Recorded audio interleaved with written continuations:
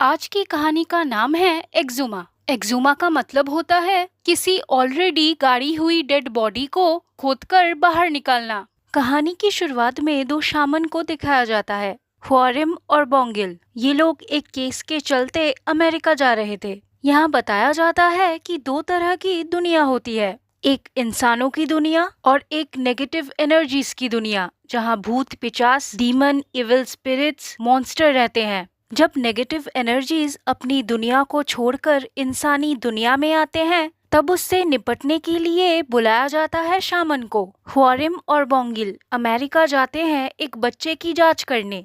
वो बच्चा पैदा होने के बाद से सिर्फ रो ही रहा है। उसे चुप करवाने के लिए नशे की दवाइयां दी जा रही थी। कोई भी डॉक्टर इसका रीजन नहीं बता पा रहा था। बच्चे के माँ को ये शामन वगैरह फेक लगते हैं, लेकिन जब हुआरिम बच्चे पर रिचुअल करके पता लगा लेती है कि फैमिली में किसी और को भी सेम यही बीमारी है, वो शॉक हो जाती है, क्योंकि हुआरिम को इसके बारे में किसी ने नहीं बताया था। हुआरिम और बोंगिल बच्चे के पिता पार्क से मिलने जाते हैं। उसी ने उन दोनों को हायर किया था। पार्क उन दोनों को पूरी कहानी बताता है कि उसके खानदान के जो भी पहले बच्चे होते हैं वो लोग ऐसे ही सफर करते हैं। हुआरिम कहती है कि इस घर में एंट्री करने पर उसे एक साया फील हुआ था।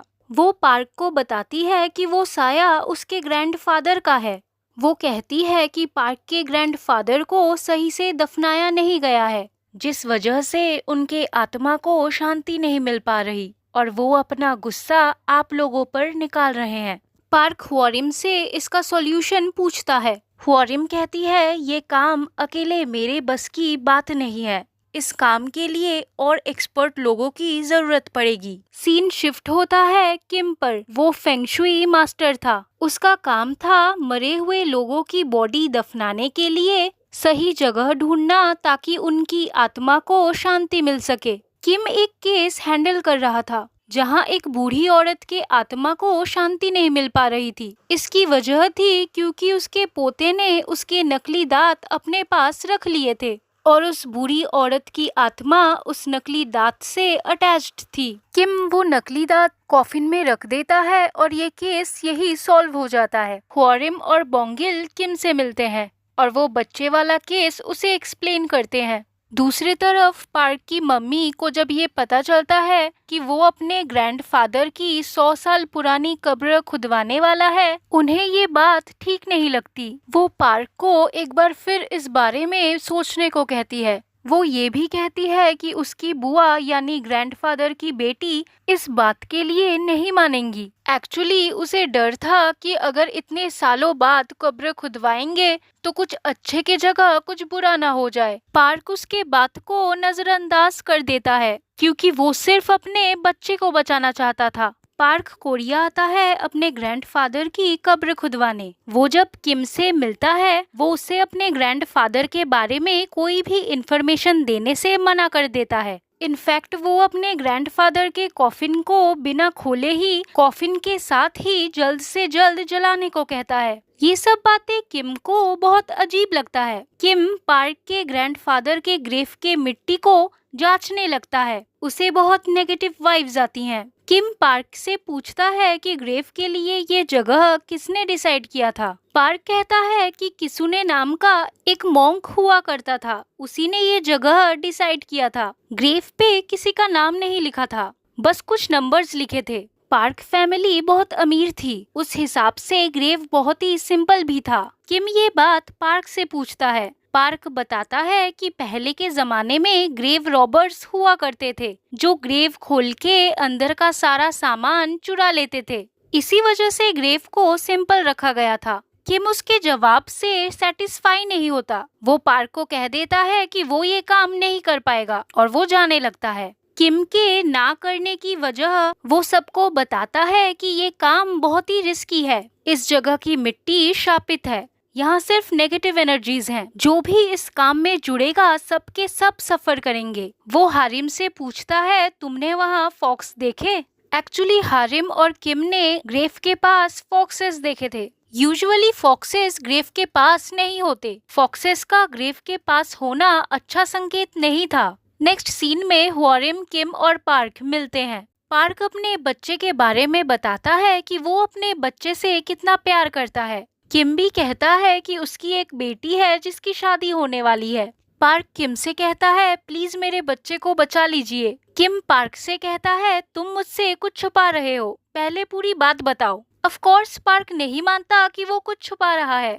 किम कहता है कि उस ग्रेव पे नाम नहीं लिखा था, लेकिन लैटिट्यूड और लॉन्गिट्यूड लिखा हुआ था। तुमने बोला कि वो जगह किसुने नाम के किसी मॉन्क ने सजेस्ट किया था, लेकिन किसुने नाम के मॉन्क के बारे में मैंने अपनी जिंदगी में कभी भी नहीं सुना। किसुने ने अगर इतनी गंदी जगह जानबूझकर सिलेक्ट किया है और उस पर प्रॉपर लैटिट्यूड और लॉन्गिट्यूड लिखा हुआ है, तो उसके पीछे उसका कोई रीजन जरूर होगा। और यही सोच सोच के मुझे इस बारे में अच्छी फीलिंग नहीं आ रही। तब ह्वारिम कहने लगती है, लेकिन हम इस बच्चे को ऐसे ही तड़पता हुआ नहीं छोड़ सकते। वो सजेस्ट करती है कि खुदाई के टाइम वो एक रिचुअल करेगी जहाँ वो एनिमल्स की बलि देगी, जिससे खुदाई का जो भी नेगेटिव इम्पैक्ट पड़ेगा वो एनिमल्स पर पड़ेगा, ना कि खुदाई करने वाले लोगों पर। उस छोटे बच्चे के खातिर किम मान जाता है। नेक्स्ट डे रिचुअल की तैयारी होती है। पार्क की बुआ यानी ग्रैंडफादर की बेटी, जो कि कोरिया में ही रहती थी, वहाँ आती है। एक्चुअली पार्क की माँ ने ही उन्हें इस बारे में इन्फॉर्म किया था। रिचुअल शुरू होता है। वर्कर्स ग्रेव खोदना शुरू करते हैं। ह्वारिम बहुत भयानक तरीके से डांस करने लगती है। वो जानवरों के बॉडी में कट्स लगाती है और अपना मुंह भी खून से धोती है। ये सब रिचुअल का ही पार्ट था। कॉफिन को निकाला जाता है। योंग, जो कि किम का साथी था, कॉफिन को अपने गाड़ी में लेकर उसे जलाने के लिए निकल पड़ता है। वो वर्कर्स जो ग्रेव खोद रहे थे, उनमें से एक को वहाँ इंसानी मुंह वाला सांप मिलता है। वो डर के मारे उसे मार डालता है। तभी अचानक मौसम बिगड़ने लगता है और जोरदार बारिश होने लगती है। किम पार्क को इन्फॉर्म करता है कि बारिश होने की वजह से ग्रैंडफादर को आज नहीं जला सकते, क्योंकि बारिश वाले दिन बॉडी को जलाने से आत्मा को मुक्ति नहीं मिलती। पार्क ये बात अपनी बुआ को बताता है। उसकी बुआ वैसे भी कॉफिन को नहीं जलाना चाहती थी। वो चाहती थी कि एक अच्छी जगह देखकर उसके फादर के बॉडी को फिर से दफना दिया जाए। वो पार्क को इस बारे में फिर से एक बार सोचने को कहती है।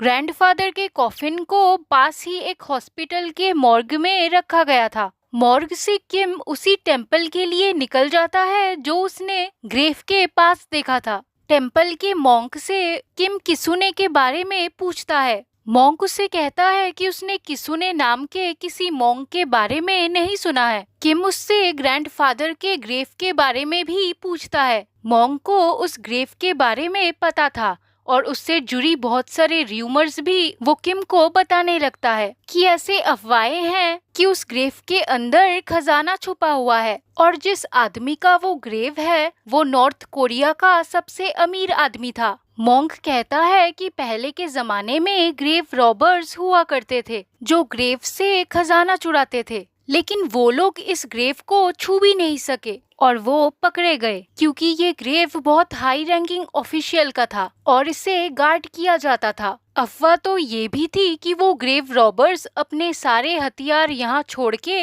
नॉर्थ कोरिया भाग गए। मॉन्क किम को सारे ग्रेव रॉबर्स के हथियार वगैरह दिखाता है। वहाँ हथियारों के अलावा बहुत सारे लोहे के रॉड्स थे। दूसरी तरफ मॉर्ग का एम्प्लॉई ग्रैंडफादर के कॉफिन को खोल देता है खजाने के लालच में। तभी वहाँ ह्वारिम और बोंगिल भी आ जाते हैं। कॉफिन खुलते ही ग्रैंडफादर की सोल ह्वारिम के बॉडी से आर पार होकर वहाँ से निकल जाती है। ह्वारिम बेहोश हो जाती है। बोंगिल ह्वारिम को हॉस्पिटल ले जाता है। उसके नाक से खून बहने लगता है। ह्वारिम किम को बताती है कि कॉफिन से ग्रैंडफादर की सोल बाहर आ गई है और वो बहुत ही गुस्से में है। ग्रैंडफादर की सोल सबसे पहले यूएस जाके अपने बेटे और बहू को मार डालती है। दूसरी तरफ ह्वारिम किम से कहती है क्योंकि ग्रैंडफादर की सोल बहुत गुस्से में है, वो सबसे पहले ढूंढ ढूंढ कर अपने बच्चों को मारेगी। वो किम को पार्क के होटल उसे बचाने के लिए भेजती है और वो खुद रिचुअल करने लगती है ताकि ग्रैंडफादर के सोल को भटकाया जा सके और उन लोगों को थोड़ा टाइम मिल जाए। ग्रैंडफादर की सोल बोंगिल पर आती है और वो कहते हैं कि मैं अपने सारे बच्चों को लेकर जाऊंगा। ये बोल के ही उनकी आत्मा वहाँ से चली जाती है। दूसरी तरफ पार्क को बहुत बुरे सपने आने लगते हैं। वो बहुत डरा हुआ होता है। उसे किम का कॉल आता है और वो उसे बता देता है कि ग्रैंडफादर की सोल कॉफिन से बाहर निकल गई है। तभी उसके होटल के दरवाजे पर किम आता है और उससे दरवाजा खोलने को कहता है। मतलब फोन में भी किम होता है और दरवाजे पर भी किम होता है। फोन वाला किम उसे दरवाजा खोलने से मना करता है क्योंकि दरवाजे पर असली किम था और पार्क जिससे बात कर रहा था वो उसके ग्रैंडफादर की सोल थी। ग्रैंडफादर की सोल उसे खिड़की खोलने को कहते हैं। पार्क घबराहट में खिड़की खोल देता है और खिड़की से ग्रैंडफादर की आत्मा अंदर आ जाती है। किम जब दरवाजा खोल के अंदर आता है वो देखता है कि ग्रैंडफादर के सोल ने पार्क की बॉडी पर कब्जा कर लिया है। दूसरी तरफ हुआरिम बोंगिल और योंग के साथ ग्रैंडफादर के कॉफिन को लेकर उसे जलाने के लिए निकल पड़ते हैं क्योंकि ग्रैंडफादर के आत्मा को रोकने का यही एक तरीका था। लेकिन कॉफिन को जलाने के लिए पार्क फैमिली की परमिशन चाहिए थी। किम पार्क से परमिशन लेने की कोशिश करता है लेकिन पार्क तो उसके ग्रैंडफादर के वश में था। वो अचानक से कहता है कि fox cuts the spine of the tiger. ये कह के वो अपना गर्दन पूरा मरोड़ लेता है और उसकी मौत हो जाती है। इसके बाद किम यूएस फोन लगाता है ताकि कॉफिन जलाने की परमिशन मिल सके क्योंकि इसके बाद ग्रैंडफादर का अगला निशाना पार्क का बच्चा था। लेकिन यूएस में तो सब मारे जा चुके थे। कॉल उठाने के लिए कोई बचा ही नहीं था। ग्रैंडफादर की आत्मा उस बच्चे के पास ऑलरेडी पहुंच गई थी। किम कॉल करता है पार्क के बुआ को। वो उसे समझाता है कि कॉफिन को जलाना बहुत जरूरी है वरना उसके पापा पार्क के बच्चे को भी मार डालेंगे। बहुत सोचने के बाद वो परमिशन दे देती है। ग्रैंडफादर के कॉफिन को जला दिया जाता है। वो धीरे धीरे गायब होने लगते हैं और पार्क का बच्चा बच जाता है। अब यहाँ कहानी खत्म नहीं होती। वो वर्कर याद है जिसने इंसानी मुंह वाले सांप को मार डाला था? किम उससे मिलने जाता है। उस दिन के बाद से उस वर्कर की हालत खराब होने लगती है। वो उस सांप के बारे में किम को बताता है। उसके आंखों से खून बहने लगता है। उसे हर जगह वो सांप दिखाई देता है मानो उसने बहुत बड़ी गलती कर दी हो उस सांप को मार के। वो वर्कर किम से उस सांप को ढूंढ के रिचुअल करने को कहता है ताकि वो ठीक हो सके। किम उस सांप के बॉडी को ढूंढने वो ग्रेव वाली जगह फिर से जाता है। उसे इंसानी मुंह वाले सांप की बॉडी मिल जाती है लेकिन वो उसे देखकर डर जाता है। तभी उसे महसूस होता है कि वहाँ एक और कॉफिन है। थोड़ा खोदने पर उसे पता चलता है कि ये कॉफिन वर्टिकली गाड़ा गया है। वो इस बारे में हुआरिम बोंगिल और योंग को बताता है। वो सब भी वहाँ पहुँचते हैं। ये वाला कॉफिन नॉर्मल कॉफिन से बहुत बड़ा था। वो किसी इंसान का कॉफिन तो नहीं लग रहा था। उसे अच्छे से सील किया गया था ताकि कोई उसे खोल ना पाए। हुआरिम को कॉफिन देखकर कुछ ठीक नहीं लगता। वो किम से कहती है कि इस कॉफिन को छोड़ देते हैं, इसे हाथ लगाने की कोई जरूरत नहीं है। लेकिन किम नहीं मानता। वो कहता है कि इस कॉफिन को हम ऐसे ही नहीं छोड़ सकते। वो कॉफिन निकाल तो लेते हैं लेकिन रात हो जाने के वजह से वो पास ही के उसी टेम्पल में चले जाते हैं और रात वही गुजारने का डिसाइड करते हैं। कॉफिन को एक रूम में रखा जाता है। हुआरिम और बोंगिल कॉफिन के चारों ओर चावल और हॉर्स ब्लड बिछा देते हैं।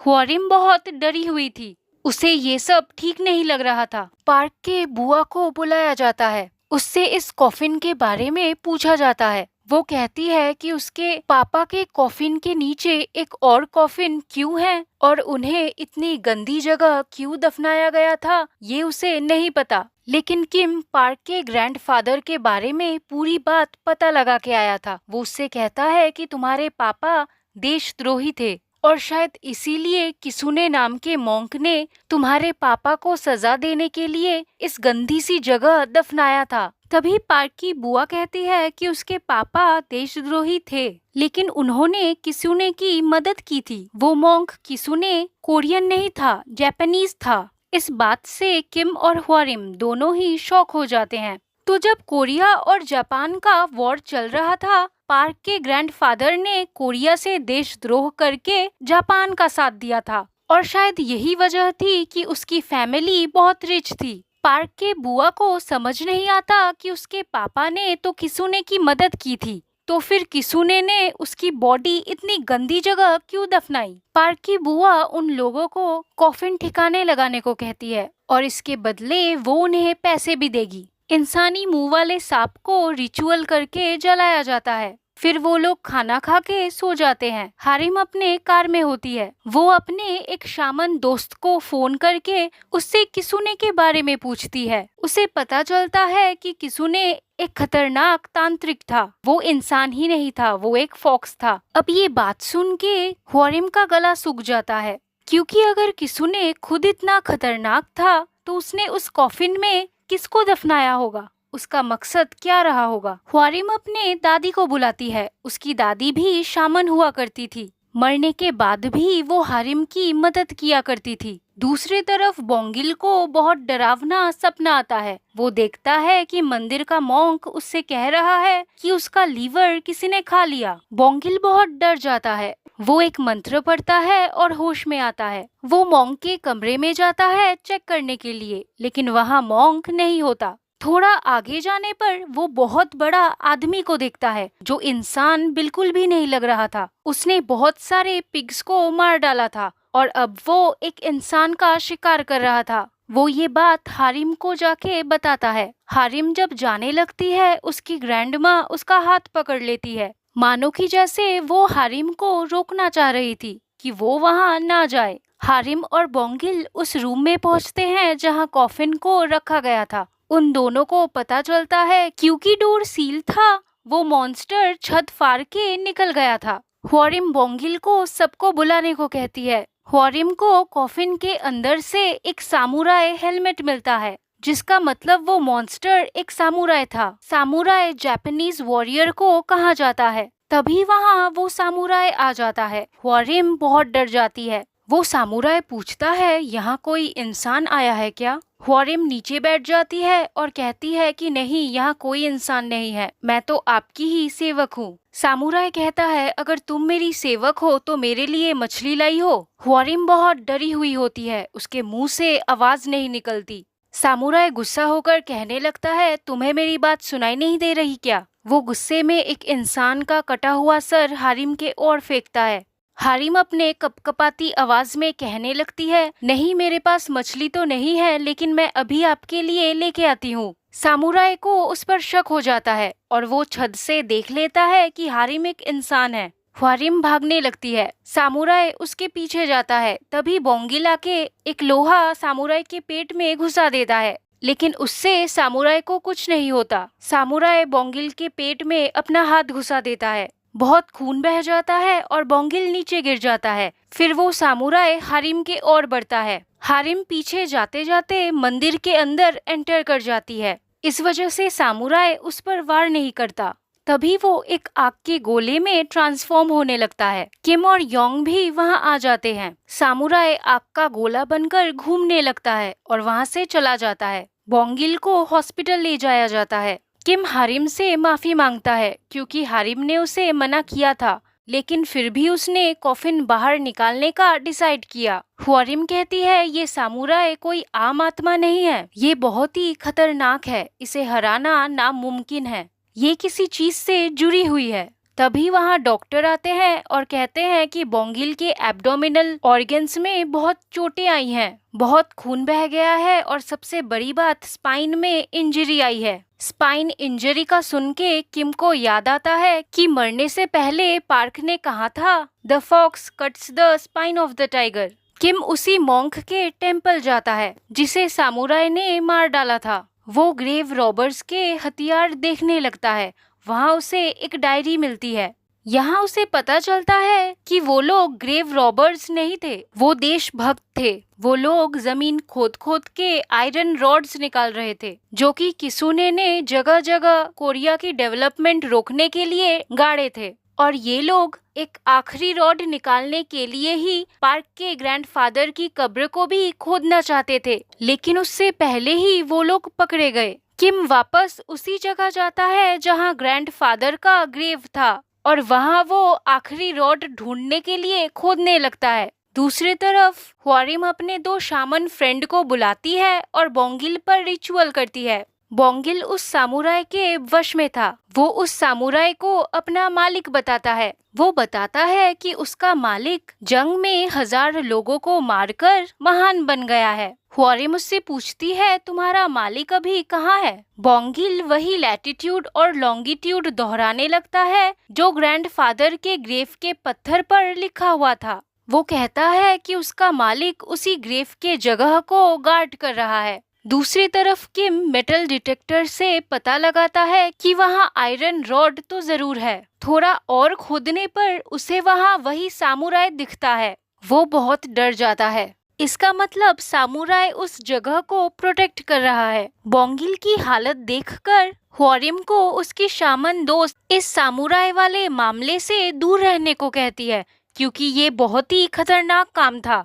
लेकिन हारिम बोंगिल को सामुराई के कब्जे में ऐसे ही नहीं छोड़ सकती थी। किम योंग को पूरी बात बताता है। योंग उससे पूछता है, लेकिन तुम वहाँ अकेले क्या करने गए थे? किम कहता है कि पार्क ने मरने से पहले कहा था, the fox cuts the spine of the tiger. Feng shui में उस जगह के शेप को टाइगर से कंपेयर किया गया है। ग्रेव पर जो स्टोन था उसमें भी लैटिट्यूड और लॉन्गिट्यूड लिखा हुआ था। और हारिम ने कहा था कि किसुने इंसान नहीं था, एक फॉक्स था। इस सब का मतलब यही निकलता है कि वो फॉक्स किसुने ने उस जगह पर एक बड़ा सा आयरन रॉड गाड़ रखा है ताकि कोरिया का डेवलपमेंट ना हो पाए। बाकी के रॉड्स तो ग्रेव रॉबर्स ने निकाल लिए थे, लेकिन ये वाला निकालने से पहले ही वो लोग पकड़े गए। किम ये सब बातें ह्वारिम को बताता है। ह्वारिम पूछती है, लेकिन ग्रैंडफादर के कब्र के नीचे ही किसुने ने क्यों रॉड गाड़ा होगा? किम कहता है, ग्रेव रॉबर से उस रॉड को बचाने के लिए किसुने ने पार्क के ग्रैंडफादर को वही दफनाया। क्योंकि वो एक हाई रैंकिंग ऑफिशियल था, उसके कॉफिन को गार्ड किया जाता था और इसी वजह से ग्रेव रॉबर्स आखिरी रॉड को नहीं निकाल पाए। योंग कहता है, चलो ये सब मान लिया, लेकिन वो सामुराई वो वहाँ क्या कर रहा है? तब ह्वारिम कहती है कि वो उस जगह को गार्ड कर रहा है, क्योंकि यही बात बोंगिल ने भी कही थी। किम हारिम से वो आयरन रॉड निकालने के लिए मदद मांगता है, लेकिन योंग ये सब करने के लिए राजी नहीं होता। वो किम को भी ये सब करने से मना करता है। किम कहता है, ये हमारे फ्यूचर जेनरेशन के लिए और हमारे लिए जरूरी है। किम ह्वारिम से कहता है, तुम कह रही थी ना कि वो सामुराई उस जगह को गार्ड कर रहा है। अगर हम वो रॉड ही निकाल लेंगे तो वो गार्ड किसे करेगा? तब बोंगिल भी ठीक हो जाएगा। योंग कहने लगता है कि अगर वो सामुराई उस रॉड को प्रोटेक्ट कर रहा है तो हम उसे निकालेंगे कैसे? ह्वारिम कहती है, हम सामुराई को खत्म नहीं कर सकते, वो बहुत शक्तिशाली है, लेकिन मैं उसे कुछ देर के लिए भटका सकती हूँ। तब तक आप लोगों को टाइम मिल जाएगा वहाँ से आयरन रॉड ढूंढ के निकालने के लिए। तभी बोंगिल की हालत बिगड़ने लगती है। डॉक्टर उसका ड्रेसिंग चेंज करते हैं। तभी हारिम नोटिस करती है बोंगिल के बॉडी में मंत्रों के टैटू बने हुए थे और सामुराई ने बोंगिल के उस पार्ट पर हमला किया था जहां टैटू नहीं थे। नेक्स्ट डे वो तीनों अपने बॉडी में वही मंत्र लिखवा लेते हैं। सामुराई को उस जगह से निकालने के लिए वो लोग वहां फिश रख देते हैं। दूसरी तरफ क्योंकि बोंगिल सामुराई के कब्जे में था, ह्वारिम अपने शामन दोस्तों को बुला लेती है उसका ख्याल रखने के लिए। वो अपने साथ एक मुर्गी भी रखते हैं ताकि अगर बात बिगड़े वो बोंगिल की जगह उस मुर्गी को सैक्रिफाइस कर सके। किम और योंग सामुराई के बाहर निकलने का वेट कर रहे होते हैं। मछली की खुशबू से सामुराई बाहर निकलता है। वो मछली खाते खाते ह्वारिम तक पहुंचता है। सामुराई के बाहर निकलते ही किम और योंग रॉड ढूंढना शुरू कर देते हैं। दूसरी तरफ ह्वारिम एक पेड़ के पीछे छुपकर सामुराई से ऐसे बात करने लगती है जैसे वो उस पहाड़ और जंगल की रानी हो, इंसान ना हो। वो सामुराई से कहती है कि ये पहाड़ मेरे हैं और तुम इसकी शांति भंग कर रहे हो। सामुराई कहता है कि मैं इसकी शांति कैसे भंग कर रहा हूँ, यहाँ तो जंग चल रही है ना। क्योंकि वो सामुराई एक जापानीज सोल्जर था और उसकी मौत जंग में हुई थी, उसे लग रहा था कि जंग अभी भी चल रही है। ह्वारिम उससे कहती है कि जंग बहुत पहले ही खत्म हो चुका है। सामुराई चिल्लाकर कहने लगता है, नहीं, जंग खत्म नहीं हुआ है। ह्वारिम सामुराई से पूछती है, क्या मतलब है तुम्हारा? सामुराई कहता है कि मुझे यहाँ वो फॉक्स किसुने लेकर आया है जंग के लिए। ह्वारिम कहती है, जंग बहुत पहले ही खत्म हो चुका है, अब यहाँ तुम्हारी कोई जरूरत नहीं है। दूसरी तरफ बहुत ढूंढने पर भी किम और योंग को वो आयरन रॉड नहीं मिलती। सामुराई ह्वारिम से कहता है कि मैं भले ही मर चुका हूँ, मेरा धड़ सर से अलग हो चुका है, लेकिन उस फॉक्स ने मुझे मंत्र से बांधकर इस जगह को प्रोटेक्ट करने के लिए रखा हुआ है और अब यही मेरा काम है। तभी सामुराई को पता चल जाता है कि ह्वारिम एक इंसान है और वो उसे मारने के लिए आगे बढ़ता है, लेकिन हारिम को बचाने उसकी ग्रैंड माँ आ जाती है और उसके ग्रैंड माँ को देखकर सामुराई रुक जाता है। वो हारिम को कुछ नहीं कर पाता। हारिम भाग जाती है और भागते भागते वो योंग से मिलती है। योंग उसे बताता है कि वहाँ उन्हें रॉड नहीं मिला। तभी वो दोनों देखते हैं कि वो सामुराई आग का गोला बन जाता है और ग्रेव वाली जगह पर वापस लौट रहा है, लेकिन किम तो अभी भी उसी गड्ढे में था। सामुराई किम के पेट में अपना हाथ घुसा देता है। तभी ह्वारिम और योंग वहाँ आ जाते हैं और वो सामुराई के बॉडी पर हॉर्स ब्लड फेंक देते हैं, जिससे उसे जलन होती है और वो किम को छोड़ देता है। किम समझ जाता है क्योंकि वहाँ उन्हें कोई भी रॉड नहीं मिला था। इसका मतलब ये हुआ कि वो रॉड सामुराई के अंदर ही होगा जिसे वो प्रोटेक्ट कर रहा है। ह्वारिम और योंग जब किम के पास जाते हैं, सामुराई उन दोनों को गले से पकड़ लेता है। वो दोनों सामुराई के आंखों में देखते हैं। तभी एक फ्लैशबैक दिखाया जाता है और यहाँ पता चलता है कि वो मोंग किसुने ने एक तलवार को जलाकर मंत्र वगैरह फूंक के उसी तलवार को सामुराई के बॉडी में सील किया था और इसी वजह से उसका कॉफिन भी वर्टिकली गड़ा हुआ था। तभी सीन आता है प्रेजेंट में। किम अपनी फेंगशुई की नॉलेज इस्तेमाल करता है, क्योंकि सामुराई के अंदर आग में तपा हुआ लोहा यानी वो तलवार डाला गया था। आग का ऑपोजिट होता है पानी, यानी इस केस में ब्लड, और मेटल यानी लोहे का ऑपोजिट होता है वुड यानी लकड़ी। वो एक लकड़ी अपने खून से भिगोकर सामुराई पर वार करता है। सामुराई को चोट लगती है। वो ह्वारिम और योंग को छोड़ देता है। फिर किम उसी लकड़ी से सामुराई पर वार करता रहता है और सामुराई को खत्म कर देता है। वहाँ बोंगिल भी सामुराई के चपेट से आजाद हो जाता है। किम को हॉस्पिटल ले जाया जाता है। किम बच जाता है, बोंगिल भी ठीक हो जाता है। सब पहले की तरह अपनी अपनी जिंदगी जीने लगते हैं, लेकिन सभी के दिलों में उस सामुराई को लेकर ट्रॉमा रह जाता है। लास्ट सीन में दिखाया जाता है कि किम के बेटी की शादी हो रही है। ह्वारिम, बोंगिल और योंग ये तीनों भी इस शादी में शामिल होते हैं और इसी के साथ स्टोरी एंड हो जाती है।